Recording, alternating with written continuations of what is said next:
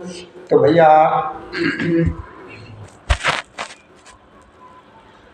आप सबसे पहले कथा श्रवण करने से पहले आप लोग ये बताने की कृपा करें कि देवता किसको कहते हैं।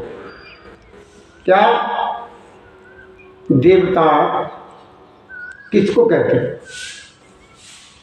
तो ध्यान दीजिए कि आपसे कोई पूछने ही लग जाए तो आप क्या जवाब देंगे कि देवता किसे कहते हैं? तो देखो, देवता का मतलब है देने वाला, जो हमें हमारी जरूरत की हर चीज, हर काम, जो भी मेरी समस्या हो उसकी पूर्ति करे, मेरी सुरक्षा करे, हर चीज हमें मुहैया कराए, वही जो है हमारा देवता, यानी देने वाला। देवता कहते हैं देने वाले। और फिर आता है नंबर भगवान का, फिर नंबर आता है भगवान का। अब भगवान का अर्थ क्या होता है? भग माने शरीर और बाण माने चलाने वाला, यानी इस शरीर को चलाने वाले को भगवान कहते हैं। क्या कहते हैं? भगवान कहते हैं। उसके बाद में आता है परमात्मा। ये परमात्मा क्या है?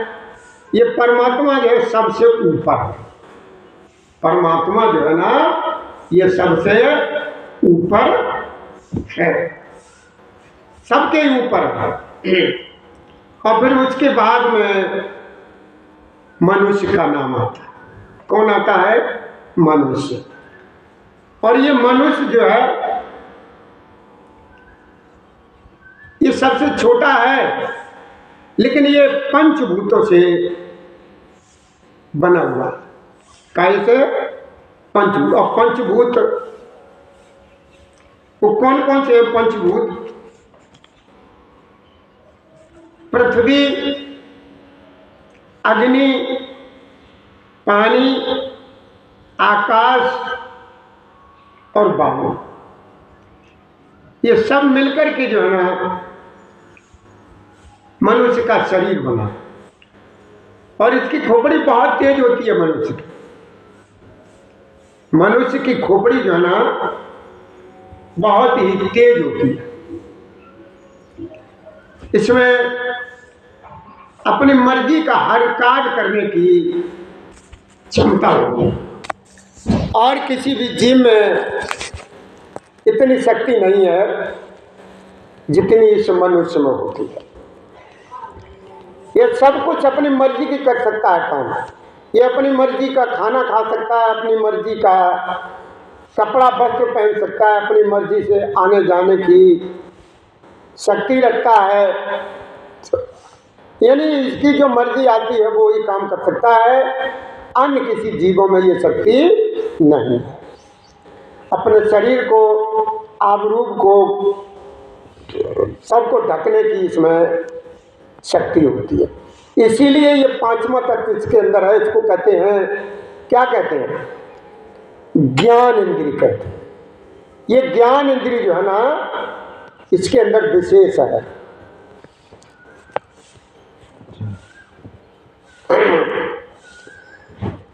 तो कौन कौन से हो गए ये मनुष्य के अंदर? जो पांच तत्व जो है ना, पृथ्वी, अग्नि, पानी, आकाश और वायु। देखिए देवता कितने हैं? 12 रुद्र हैं, 11 वसु होते हैं और 2 अश्विनी। ये 33 कोटि देवता होते हैं सब मिलकर। कितने होते हैं? 33 कोटि देवता होते हैं। 5 तत्व इसमें भी देवता जो है ना इसमें भी हैं। और ये लोग सब में रहते हैं, हर जगह रहते हैं ये देवता जो। ऐसी कोई जगह नहीं है जहाँ पर ये देवता होते नहीं है। और भगवान का अर्थ क्या हुआ, अलग अलग ध्यान दीजिए। ब ग बा न, इसका भी अलग अलग अर्थ है। भगवान का भी अर्थ करिए तो बा माने भूमि, गा माने गगन, और बा से वायु हो गया, और ना से नीर हो गया। क्या हो गया?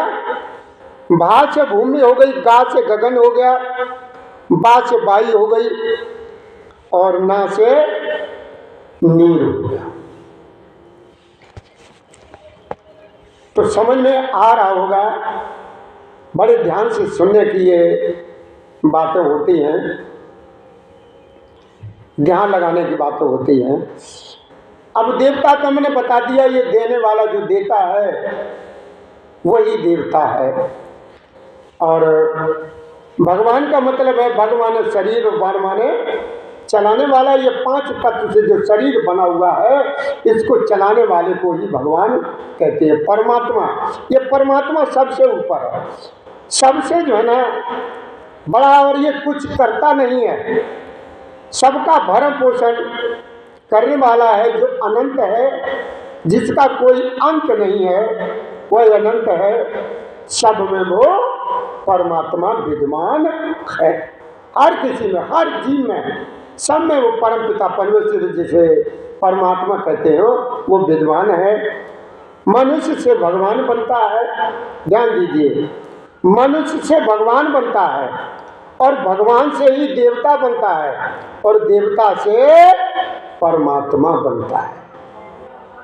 तो आज आपने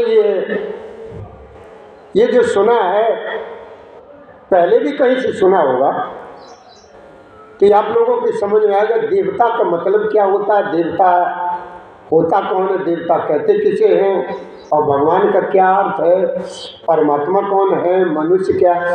ये मनुष्य के ही अंदर ये सारे गुण होते हैं। ये 5 तत्व सिर्फ मनुष्य में ही है, और किसी भी योनि में 5 तत्व नहीं है। सारी योनियां जो है ना निवस्त्र ही घूमती रहती है। किसी को भी देख लीजिए, किसी को भी देख लीजिए, ये सारी योनियां जो है ना निवस्त्र ही घूमती रहती है। सिर्फ मनुष्य ही एक ऐसा है जिसको अपने जो है ना शरीर को ढकने का दिमाग होता है। अब चलिए इसी के साथ कथा को आगे बढ़ाते हैं। पहले हम भगवान जी को, अपने प्रभु श्री जी को हार पहना दें। जो हमारे भैया राजवीर जी हार दे गए हैं, फूलों के हार, वो हार अपने ठाकुर जी को पहना दें। उसके बाद कथा को हम आगे बढ़ाते हैं। तब तक आप सभी लोग जो है ना हरिओम नाम का जाप करिए। जय श्री राधे, जय श्री कृष्ण गोविंद हरे मुरारी। हे नाथ नारायण वासुदेवाय नमः।